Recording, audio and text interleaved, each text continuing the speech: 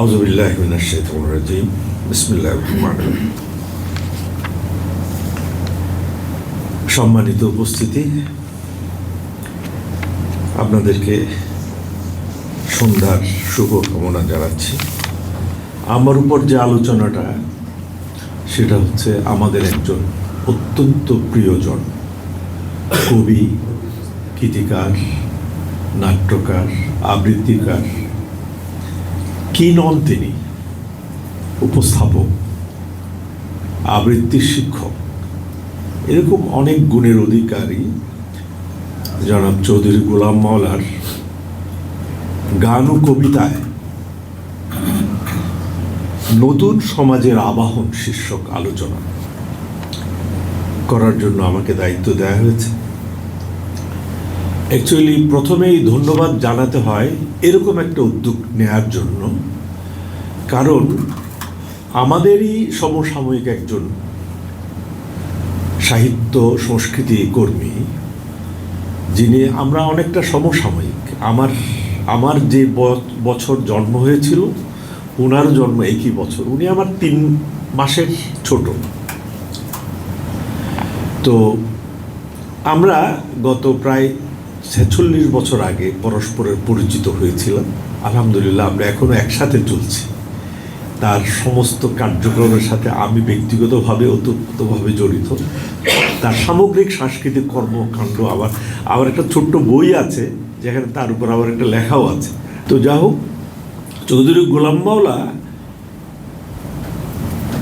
আমাদেরই মাঝে গড়ে ওঠা একজন সংস্কৃতি কর্মী, সাহিত্য কর্মী, যার 4টি বই এর মধ্যে প্রকাশিত হয়েছে। ওনার এই যে বললাম 46 বছরের যে জার্নি, 1980 থেকে 2026 পর্যন্ত আমার সাথে জার্নি, কিন্তু তারও আগে ওনার শুরু হয়েছিল ওনার সাহিত্য। উনি একদম স্কুল থাকতে তার সাহিত্য শুরু হয়েছিল। আমি যেটা বলতে চাচ্ছি, এই যে প্রায় 50 বছরের ওনার যে সাহিত্য সংস্কৃতি অভিযাত্রা, সেখানে মাত্র 4টি ওনার বই প্রকাশিত হয়েছে। 3টি কবিতার বই, একটি গানের বই। কবিতার বইগুলোর নাম হচ্ছে বুক পেতেছি জলপ্রপাতে 1995, হ্যাঁ আমার সর্বাঙ্গী প্রেম 2012, আরাধ্য চুম্বন 2024, এবং গানের বই, একমাত্র গানের বই ধ্যান ও দ্রোহের গান 2025। এই যে এত বিশাল তার কর্মপরিধি, কিন্তু সামান্য তার যে প্রকাশনা, যেটা স্থায়ীভাবে আমাদের জাতিকে মননশীল করে তুলবে, আলোর পথ দেখাবে, সেই বইগুলোর উপর আমরা কোনো আলোচনার ব্যবস্থা কিন্তু করতে পারিনি। এইটাই ছিল আমার কথার মূল সুর। আজকে এই সংস্কৃতি কেন্দ্রের সাহিত্য বিভাগ সেই যে আলোচনার একটা ব্যবস্থা নিয়েছে, উদ্যোগ গ্রহণ করেছে, চৌধুরী গোলাম মাওলার বিষয় নিয়ে আলোচনা করার জন্য ভীষণ আমি উৎসাহিত, এবং অবশ্যই বারবার ধন্যবাদ পাওয়ার যোগ্য যে চৌধুরী গোলাম মাওলার বিষয়ে আমাদেরকে আলোচনা করতে হচ্ছে। তো চৌধুরী গোলাম মাওলা একটা লাইফ স্কেচ আমি সংক্ষেপে বলি। উনি ওনার শৈশব কাটিয়েছেন বগুড়ায়। বাবার কর্মসূত্রে বগুড়াতে উনি সময় কাটিয়েছিলেন। সেখানেই ওনার সাংস্কৃতিক প্রতিভার স্ফুরণ হয়েছিল, এবং তিনি সেখানেও একদম বড় বড় রাষ্ট্রের মন্ত্রীর সামনেও কবিতা পাঠ করেছেন, কিংবা অন্যান্য ওখানকার যে ইয়ত কয়ার ছিল সেগুলোর সাথে সম্পৃক্ত ছিলেন। তো ওনার শৈশবে পিতৃহারা হওয়ার কারণে উনি ওনার গ্রামের বাড়ি নোয়াখালী চলে যান, সেখানে স্কুল এবং কলেজ জীবন সম্পন্ন করেন। সেখানেই মূলত তার কবিতা দিয়ে তার সাহিত্য শুরু হয়েছিল, এবং তিনি গানও শিখেছিলেন স্কুলের একজন শিক্ষকের কাছে। বেশি না, সামান্য গান শিখেছিলেন, 10-12টা ক্লাস। তার এক শিক্ষক ছিল কাশেম সাহেব, তার কাছ থেকে উনি গান শিখেছিলেন। এবং কাশেম সাহেব মারা গেছেন, এবং গোলাম মাওলাকে ও কাশেম সাহেবের পাণ্ডুলিপিটা দিয়ে গিয়েছিলেন। যাই হোক, পাণ্ডুলিপিটা অবশ্য গোলাম মাওলার কাছেও প্রাকৃতিক কারণে হারিয়ে গেছে। খুব পছন্দ করতেন তাকে। গোলাম মাওলা ছিলেন সেই সময়ে নোয়াখালী গভর্নমেন্ট কলেজের বারবার চ্যাম্পিয়ন হওয়া লোক।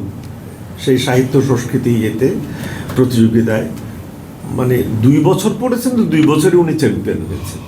তারপর 1979 সালে উনি চট্টগ্রাম বিশ্ববিদ্যালয়ে ভর্তি হয়েছেন এবং প্রথম বছরই চট্টগ্রাম বিশ্ববিদ্যালয়ের সাংস্কৃতিক প্রতিযোগিতায়, যেটা সেন্ট্রাল সাহিত্য প্রতিযোগিতা, সাহিত্য সংস্কৃতি প্রতিযোগিতা, সেখানে প্রথম বছরে উনি রানার আপ হন। মানে নোয়াখালীর একটা গ্রামের কলেজ থেকে এসে বিশ্ববিদ্যালয়ের মতো একটা কম্পিটিটিভ জায়গায় তিনি রানার আপ হয়ে যান। তখনই আমার সাথে তার পরিচয় 1980 সালে, এবং সেই থেকে আলহামদুলিল্লাহ আমরা তার সাথে, আমার ব্যক্তিগত সৌভাগ্য হয়েছে, চৌধুরী আব্দুল হালিম ভাইয়ের সৌভাগ্য হয়েছে, অনেকটা আমার কাছাকাছি সময় তারা একই ক্লাসের, যদিও আমি ওই বিভিন্ন কারণে আমি একটু ক্লাসে একটু আগেই পাশ করে ফেলেছি, ওনারা আমার 2 বছর পরে পাশ করেছেন, কিন্তু আমাদের সংঘবদ্ধ পথ চলা একসাথে হয়েছে। তো গোলাম মোল্লা সেই থেকে আমাদের বিভিন্ন এই গানে 1980 সাল থেকে উনি আমাদের বিভিন্ন গানের দলে, আমাদের সাহিত্যের অনুষ্ঠানে, আমাদের বিভিন্ন সাংস্কৃতিক পরিবেশনায় এমনভাবে লিপ্ত হয়ে গেলেন, এবং ওনার একসময় ওনার বিশ্বাসের একটু মানে বিপরীতমুখিতা ছিল, সেটা উনি আমাদের অঙ্গনে এসে, এবং তার পূর্বেই ওনার বিশ্বাসের পরিবর্তন হয়েছে, এবং ওনার এই সাংস্কৃতিক কর্মকাণ্ড সেই আদর্শ ঐতিহ্য অনুসারে ওনার কর্মকাণ্ড পরিচালিত হয়েছে। তো যাই হোক, ওনার ব্যাপারে কথা বলতে গেলে অনেক কথা বলতে হবে, এবং একজন মানুষের 50 বছরের যে সাহিত্য সংস্কৃতির সাধনা, সেটাই 15-20 মিনিটের আলোচনায় শেষ করা কখনো সম্ভব না। যে কোনো একটা বইয়ের উপর আলোচনা করতে গেলেও আধা ঘন্টা দরকার আমি মনে করি। আমি শুধু আজকে তার গানের বিষয়ে একটু বলতে চাই, কারণ আমাদের সাথে গান দিয়েই তার শুরু। তো তিনি ধ্যানোদ্রোহের গান নামে যে গানের বইটি প্রকাশ করেছেন, সেই গানে শখানেক গান আছে, যদিও ওনার সব গান মিলে 150-র মতো হবে আমার যদ্দূর ধারণায়। সব গান কিন্তু উনি এখনো শেষ করেন না, এরকম গানও আছে। 10-12 বছর 15 বছর ধরে উনি একটা গান লেখেন, এটাও কিন্তু নজির আছে, আমি জানি, আমি একদম প্রত্যক্ষ সাক্ষী। আমি পুশ করে ওনার গানগুলো বের করেছি, এরকম কাহিনী অনেক আছে। তো আমার আজকের আলোচনার বিষয় হচ্ছে নতুন সমাজের আবাহন। চৌধুরী গোলাম মোল্লার গান এবং কবিতায় নতুন সমাজের আবাহন, এই জিনিসটা কি? উনি নতুন সমাজ বলতে আমরা কি বুঝি? নতুন সমাজ বলতে অ্যাকচুয়ালি বোঝাচ্ছে একটি আদর্শ সমাজ ব্যবস্থা, যেখানে আধুনিক মূল্যবোধ, ন্যায় বিচার এবং মানবিক উন্নয়নকে গুরুত্ব দেওয়া হবে। সেখানে বিশেষ কিছু বৈশিষ্ট্য আছে, যে নতুন সমাজের যে বৈশিষ্ট্য, সেখানে হবে সমতা ও ন্যায় বিচার প্রতিষ্ঠিত হবে, শিক্ষা এবং সচেতনতা থাকবে, মানবাধিকার প্রতিষ্ঠা হবে, বিজ্ঞান মনস্কতা এবং যুক্তিবাদ থাকবে, সামাজিক সংহতি ও সহমর্মিতা থাকবে, পরিবেশ সচেতনতা থাকবে, গণতান্ত্রিক মূল্যবোধ থাকবে। এই যে বিশেষ বৈশিষ্ট্যগুলো, সেগুলো কিভাবে চৌধুরী গোলাম মোল্লার গানের মধ্যে প্রকাশিত হয়েছে, সেটা আমি একটু সংক্ষেপে ব্যাখ্যা করার চেষ্টা করব। প্রথমে উনি ওনার গানের বই একটা ভূমিকা দিয়েছেন, সেটাও গুরুত্বপূর্ণ। সেখানে তিনি কি বলেছেন, এই যে আমরা একটা নতুন সমাজের আবাহন বলতে চাচ্ছি, সেই বিষয়ে চৌধুরী গোলাম মোল্লা তার গানের বইয়ের ভূমিকা কি বলেছেন। উনি বলেছেন, আমি এক সময় গান শুনতাম স্কুলে থাকতে, সেই মনে করেন হেমন্ত মুখোপাধ্যায়, মান্না দে, সলিল চৌধুরী, ভূপেন হাজারিকা, আলতাফ মাহমুদ, আব্দুল লতিফ, কিংবা কলকাতা ইয়ত কয়ার, এদের সমাজ ভাগার গানগুলো তাকে টানত, কিন্তু প্রেমের গানও তাকে টানত, রবীন্দ্রসঙ্গীত তাকে টানত বিশেষ করে। কিন্তু তিনি এই প্রেমের প্যানপ্যানাকে বরাবরই হ্যাংলামও মনে করতেন, উনি এটাকে পছন্দ করতেন না। উনি মনে করতেন মূলত সমষ্টির গান, মানবতার গান, নিগৃহীতের গান, কল্যাণ সত্যের সপক্ষের গান, অন্যায় অসুন্দর শোষণের বিরুদ্ধে যে অধিকার সংগ্রামের গান, সেইগুলি তাকে অধিক আন্দোলিত করেছে। এবং সেগুলোর পিছনে এই যে সমস্ত আমি ব্যক্তির কথা বললাম, সলিল চৌধুরী, তারা কিন্তু অনেকেই এই যে মার্ক্সীয় আদর্শের পক্ষে তাদের গানগুলো রচনা করেছেন। সমাজ ভাঙার গান করেছেন, ভূপেন হাজারিকার গান আমরা অনেকেই জানি, আলতাফ মাহমুদ কিংবা আব্দুল লতিফের গান।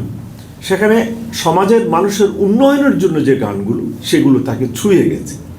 কিন্তু অর্থাৎ উনি একসময় যখন কলেজে পড়তেন তখন মার্ক্সীয় দীক্ষায় উনি দীক্ষিত ছিলেন, যার কারণে এদের গানগুলো তার ভালো লাগতো। কিন্তু এক পর্যায়ে তিনি বুঝতে পারলেন যে এইগুলো দিয়ে সমাজের মুক্তি আসবে না, সমাজের অসারতা আসবে না, সমাজের অসারতা দূর করা যাবে না। উনি সেটা এইভাবে বলেছেন যে একসময় শ্রেণী সংঘাতের অবসান ঘটিয়ে সাম্য প্রতিষ্ঠার স্বপ্নে তিনি বিভোর ছিলেন।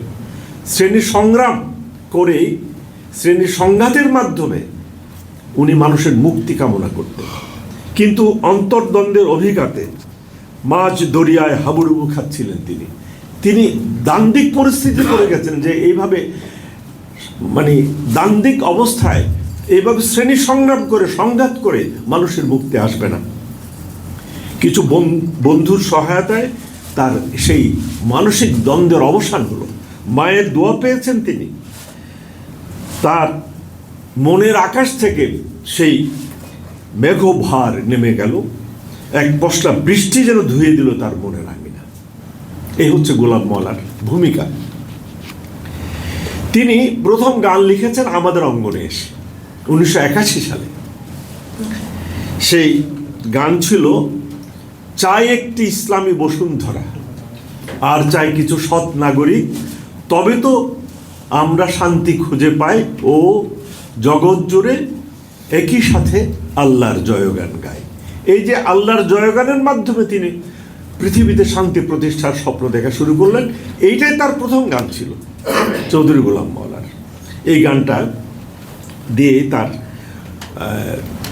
সঙ্গীতে, গানে অভিযাত্রা শুরু হলো। তিনি তার বইতে গানগুলোকে বিভিন্নভাবে সাজিয়েছেন। প্রধানত যেগুলো ভাগ করেছেন সেগুলো আমি একটু বলি। আল্লাহ এবং রসুল প্রেমের গান লিখেছেন, স্বদেশ প্রেমের গান লিখেছেন, আত্মোপলব্ধির গান লিখেছেন, শাহাদাতের গান, প্রেরণার গান, দ্রোহের গান, প্রেম বিরহ স্মৃতি বিস্মৃতির গান, মিশ্র অনুষঙ্গের গান, কাব্য গান। এই যে গানগুলো উনি লিখেছেন, সেই গানগুলো আমাদের চৌধুরী আব্দুল হালিম ভাই আছেন। যে চৌধুরী গোলাম মওলার গান যদিও পরিমাণে কম, কিন্তু এগুলো একটু প্রচলিত ঢঙের মতো নয়, যেভাবে মিলে যায় সেরকম নয়। তাছাড়া গান তো এমনিতেই এমন একটা শিল্প, সেখানে বেশি কাব্য করা যায় না, বেশি পরীক্ষা নিরীক্ষা করা যায় না। কথা যদি সুন্দর হয়, মূলত সঙ্গীতে তো কথা এবং সুর দুটা মিলেই সঙ্গীত হয়। সেখানে সুর ছাড়া কিন্তু গানকে ঠিকমতো বিশ্লেষণ করা খুবই মুশকিল। তো আমি তো এখানে গান গেয়ে আপনাদেরকে সেই সুরটা বোঝাতে পারবো না, শুধু কথাগুলো বোঝানোর জন্য একটু চেষ্টা করব। সেই তার যে বিচিত্র ধরনের গানগুলো আছে, সেখানে বিশেষ কয়েকটা গানের কথা আমি বলে আমার কথাগুলো শেষ করতে চাই। আল্লাহর প্রেমে যে গানগুলো করেছেন আমি কিছু বর্ণনা দিচ্ছি। মহান আল্লাহর কাছে উনি প্রার্থনা, অনেকগুলো গান আছে ওনার, উনি আল্লাহর কাছে প্রার্থনা করেছেন, জ্ঞান ও শক্তি দাও গো প্রভু, যেন পিছু না হটি কভু, তোমার দয়ায় সাম্য শাসন গড়তে জগৎময়, এই পাপীরে ক্ষমা করো গো দয়াময়। অর্থাৎ তিনি আল্লাহ তাআলার দয়ায় সাম্য এবং সুশাসন প্রতিষ্ঠা করতে চান জগতের মধ্যে। এই যে আমাদের বিষয়, সেটা আল্লাহ তাআলার পথে তিনি দুনিয়াকে শান্তিতে নিমজ্জিত করতে চান। এটা তার গানের মাধ্যমে প্রকাশিত হয়েছে। তারপর রাসূলুল্লাহর প্রশস্তি করেছেন তিনি, মুখে তোমারই নাম, হৃদয়ে তোমারই আগুন। কি কাব্যিক লাইন দেখেন, আল্লাহ রসুলকে তিনি বলছেন মুখে তোমারই নাম, হৃদয়ে তোমারই আগুন। যেখানে মুহাম্মদের নাম সেখানে ফুটে যে ফাগুন। যেখানে ন্যায়ের সনে মিশেছে অনিন্দ সুন্দর, যেখানে সতত স্বাধীন, যেখানে সততা নির্ঝর। যেখানে ন্যায়ের সনে মিশেছে অনিন্দ সুন্দর, সেখানে ধরে না তো খুন। এই হচ্ছে চৌধুরী গোলাম মোল্লার গান। কি সুন্দর নাচ, কি আধুনিক তার মানে পরিবেশনা। এটা যদি আমি সুরটা শোনাতে পারতাম তাহলে এটা আপনারা বুঝতে পারতেন। আসলে অনেক সুন্দর সুর, এটা আমাদের হালিম ভাই অনেক ভালো করেই জানেন। কি সুন্দর অসাধারণ সুর দিয়েছেন। আমি একটু প্রসঙ্গক্রমে বলি, 3 জন ব্যক্তি উনার গানের ব্যাপারে, সুরের ব্যাপারে সার্টিফাই করেছেন। এগুলো আমি জানি, আমার প্রবন্ধে লিখেছি এটা। একজন হচ্ছে যে সুবীর নন্দী। সুবীর নন্দী তার গান মুখোমুখি শুনে বলেছেন যে আপনি এখানে কেন, আপনি তো বিটিভিতে গাইবেন। মিহির লালা, এই যে চট্টগ্রামের সবচেয়ে পুরনো সঙ্গীত উস্তাদ, গোলাম মোল্লার গান শুনে বলেছেন যে এটা আপনি কিভাবে, কোথায় গান শিখেছেন, কিভাবে এত নিখুঁত ইয়েতে আপনার যেটা সারগম, এত নিখুঁত সারগমে আপনি কিভাবে গানটা লিখলেন। হ্যাঁ, ওনার সামনে যখন চৌধুরী গোলাম মোল্লার গান করা হলো তখন মিহিরলাল এই উক্তি করেছেন। আবার আরেকজন আছেন অশোক চৌধুরী, সুরবন্ধু হিসেবে তার নাম, তিনিও চৌধুরী গোলাম মোল্লার গান শুনে বলেছেন যে আপনি তো সুগোল গান করেছেন। অর্থাৎ উনি বলতে চাইলেন যে এত সঙ্গীতের গভীরে আপনি ঢুকে গেছেন। হ্যাঁ, আমরা 12-14 বছর সাধনা করেও তো এত গভীরে ঢুকতে পারিনি। মূলত চৌধুরী গোলাম মোল্লার যে বিষয়টা খুব গুরুত্বপূর্ণ, তিনি একদম জাত শিল্পী। তার কান এবং হৃদয় এই দুইটা এত বেশি উর্বর। আসলে শেখার জন্য মানুষের তো শোনা একটা বড় মানে মাধ্যম, শুনে শুনে মানুষ শিখে।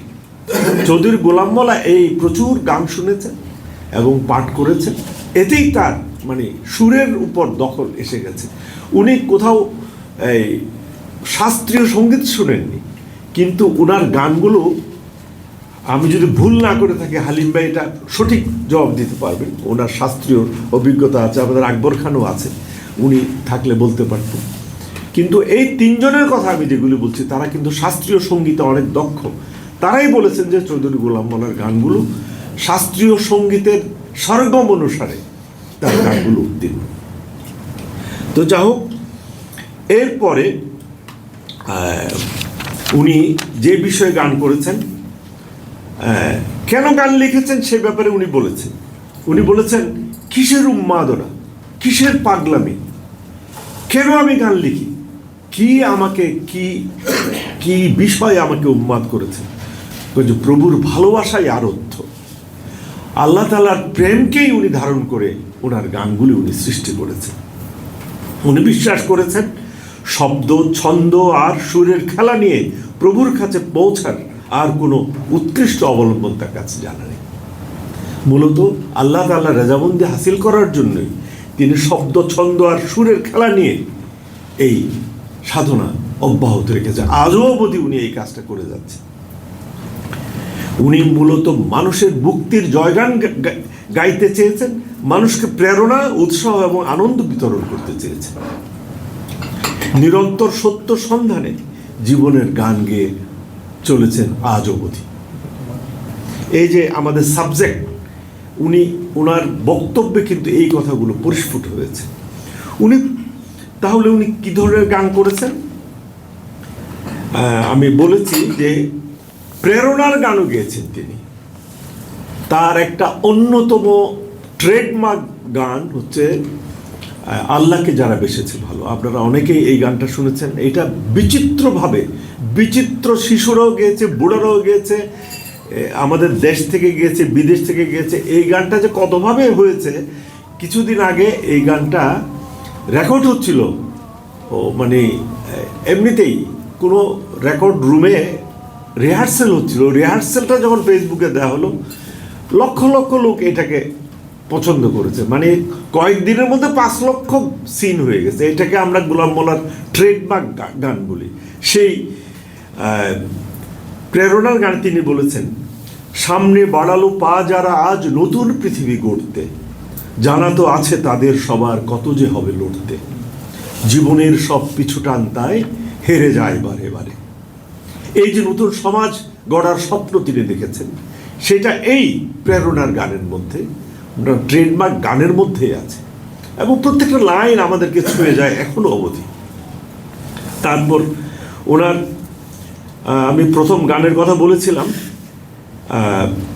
যেখানে তার স্বপ্ন, তার সমাজ গড়ার আহ্বানটা আমরা পেয়েছিলাম, যে চাই একটি ইসলামী বসুন্ধরা, আর চাই কিছু সৎ নাগরিক, জগৎ জুড়ে একই সাথে আল্লাহর জয়গান গাই, কোরআন আমার আলোই সারা, হাদিস আমার ঝর্ণা ধারা, তার আলোকে গর্ব সমাজ সংগ্রাম যাই করে যায়।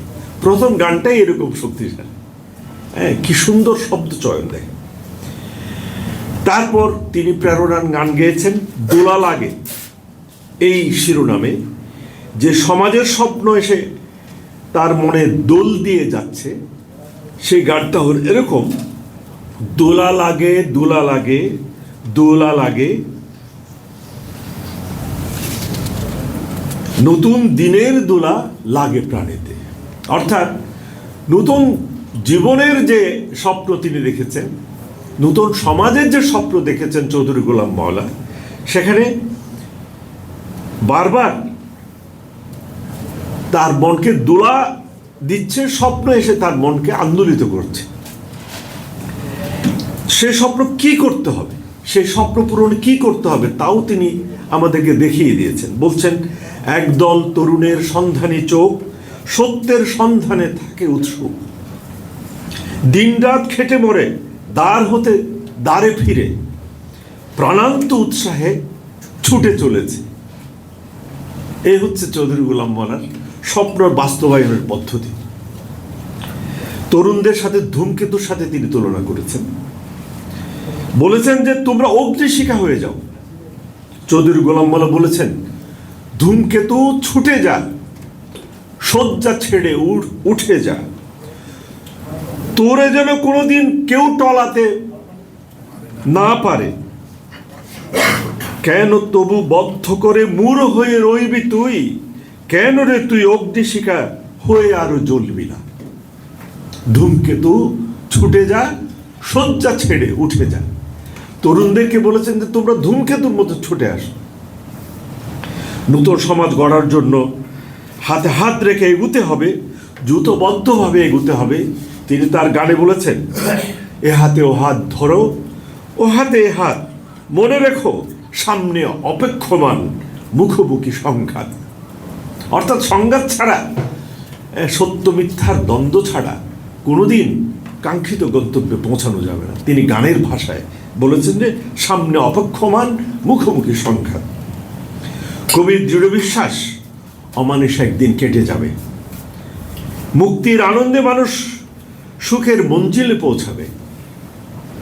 তিনি গানে বলেছেন কিভাবে, এ আকাশ মেঘলা রবে না, এ আকাশ হবে রে সুনীল, এখানে বইবে সুবাতাস, আসবে রঙিন প্রভাব, সোনালি আলোতে ঝিলমিল, এখানে আসবে রে ফাগুন, ছন্দ গানের গুনগুন, প্রীতি আনন্দ হরস, নতুন খুশিতে খিলখিল। এ আকাশ মেঘলা রবে না, এ আকাশ হবে রে সুনীল। কি অসাধারণ কাব্য ঘন একটা গান। এইটা গান শুনলে আমরা বুঝতে পারবো যে এটার কতটুকু মানুষকে ছুঁয়ে যাচ্ছে। তিনি আরেকটা গানে লিখেছেন, পৃথিবীর কালো দূর করতে হলে আমাদেরকে কি করতে হবে। এই পৃথিবীর অনেকখানি এখনো দেখো কালো, তারাতে কালো বন্ধু তোমাকে জ্বালতেই হবে আলো। আর্ত মানুষ গুমরে কাঁদে এখনো এখানে সেখানে, কিরুদন সেরুদনকে শুনতে পাও তোমার গভীর কানে।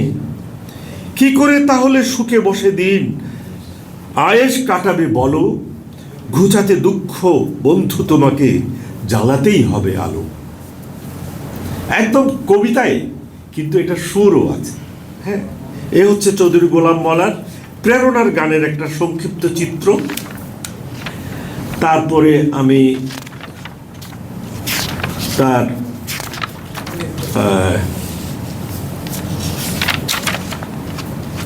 দেশপ্রেমের গান নিয়ে সামান্য কথা বলি। দেশপ্রেমের গান বাঁধতে গিয়ে সাধারণ খেটে খাওয়া মানুষের সংগ্রামের কথা বলেছেন চৌধুরী গোলাম মওলা।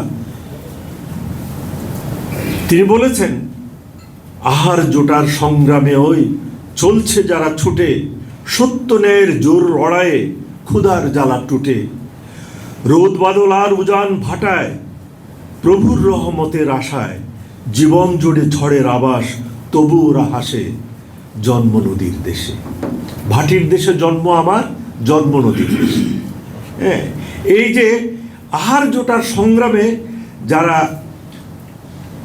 ছুটছে, তাদের জন্য সত্য ন্যায়ের লড়াইয়ে ঝাঁপিয়ে পড়ার জন্য তিনি আহ্বান করেছেন। আর আজকাল আমরা দেশপ্রেম দেশপ্রেম বলে সবাই চিৎকার করি, আমরা সবাই দেশপ্রেমী। তিনি গানে গানে বলেছেন যে দেশপ্রেম কি। তিনি বলেছেন, দেশপ্রেম কথাটি বেশি বলে কাজ কি, তার চেয়ে তোলো আজ কাজের আওয়াজ। কাজ চাই কাজ চাই, কথা কাজে মিল চাই, সেই তো দেশপ্রেম, তার চেয়ে খাঁটি কিছু নাই রে, খাঁটি কিছু নাই রে। মানুষের দিও না কো কখনো ফাঁকি, ফাঁকির পরিণতি কেবলই ফাঁকি। ফাঁকতালে দেশ জাতি রসাতলে যায় যদি, সেদিন থাকবে না কারো কোনো গতি। এই হচ্ছে, আমরা যদি দেশপ্রেমের শুধু আওয়াজ তুলি, ফাঁকা বুলি করি, তাহলে আসল দেশপ্রেম কিন্তু লুকিয়ে যাবে। এ হচ্ছে চৌধুরী গোলাম মওলার দেশপ্রেমের গানে গানে তার বিবরণ। এরপরে তিনি গানের মধ্যে দ্রোহের গান তার অনেকগুলো আছে। আমি কয়েকটা সংক্ষিপ্ত বলে আমার বক্তব্য শেষ করব। আমরা সবাই জানি যে দ্রোহ ছাড়া আন্দোলন হয় না, বিপ্লব হয় না। কবি শিল্পীরা এতে অনেক উজ্জ্বল ভূমিকা রেখেছে, ইতিহাসে আমরা তার বারবার নজির পাই। সমাজ বদলের যে স্বপ্ন কবিরা লালন করেন বুকের গোপনে, সেই স্বপ্নগুলো লালন করার জন্য তারা দ্রোহ করেন তাদের কলমের মাধ্যমে, তাদের সুরের মাধ্যমে। চৌধুরী গোলাম মওলা লিখেছেন, ওই কালো পর্দা তুমি টেনে টেনে ছিঁড়ে ফেলো, লাল জামাটা উড়িয়ে দাও, এই আধারে জ্যোৎস্না ছড়াও, সাবধানে পা ফেলে এগিয়ে চলো, হে আরে হে আর হে। অসাধারণ, লোমহর্ষক। 1986 সালে এই গানটা শুনেছিলাম, এখনো মনে হয় যে একদম সর্বাধুনিক গান। তারপর আরেকটা দ্রোহের গান, শোষকের ঘরে জেলে দিতে যে আগুন, হতাশার জীবনে আনতে ফাগুন, লক্ষ মজলুম পথে নামবেই, পথে নামবেই, পথে নামবেই, একদিন জনতা নামবেই। অর্থাৎ শোষকের ঘরে আগুন জ্বেলে দিয়েই মানুষের হতাশার জীবন দূর হবে, লক্ষ মানুষ পথে নেমেই মানুষের মুক্তি নিয়ে আসবে। আরেকটা গান, নানা মিথ্যার প্রহসন মানব না, মানব না, মানব না, নানা জালিমের ক্ষমা আর মিলবে না, মিলবে না, মিলবে না, আগামীর সকালটা হবেই তো সুন্দর, আমাদের বক্ষের তরতাজা রক্তে জাগবেই জাগবেই ঘুমন্ত অন্তর। এ হচ্ছে তার আরেকটা দ্রোহের গানের উদাহরণ, কয়েকটা লাইন। আমি আরেকটা গান একটু উল্লেখ করছি, তাই গড় অবরোধ কর প্রতিরোধ, গানে গানে গানে আমরা জানাই, নবীন ছন্দে জীবন সাজাই, প্রতিশোধে আমরা হব মিথ্যুকের জম, ভণ্ডেরই জম, শোষকের জম, ধর্ষকের জম, শয়তানের জম। এটা তার দোহের গানের আরেকটা নজির। আমি সর্বশেষে কবি যে সোনালী ভোরের স্বপ্ন দেখেছেন, কাঙ্ক্ষিত প্রহরের যে স্বপ্ন দেখেছেন, সেই জন্য যে আহ্বান জানিয়েছে গানের মাধ্যমে, চৌধুরী গোলাম মোল্লার কয়েকটি লাইন বলে আমি আমার কথা শেষ করছি। পৃথিবীকে যারা শাসনে শোষণে করে রাখে পদানত, দেখে ক্ষুধিতের নাঙায় মিছিল হয়ে পরাভূত ত্রস্ত, জাত বেজাতের সীমানা ছাড়িয়ে এসো মহাকালের যাত্রী, এসো আনি চিরশান্তির কাল, দূর করে কালো রাত্রি। আসুন আমরা কালো রাত্রির অন্ধকার ভেদ করি, কবির সাথে, শিল্পীর সাথে, সুরকারের সাথে আমরা মনের মেলবন্ধন ঘটিয়ে আমরা মানুষকে, সাধারণ মানুষকে মুক্তির সূর্যের দিকে এগিয়ে নিয়ে যাই। সবাইকে ধন্যবাদ। আসসালামু আলাইকুম ওয়া রাহমাতুল্লাহ।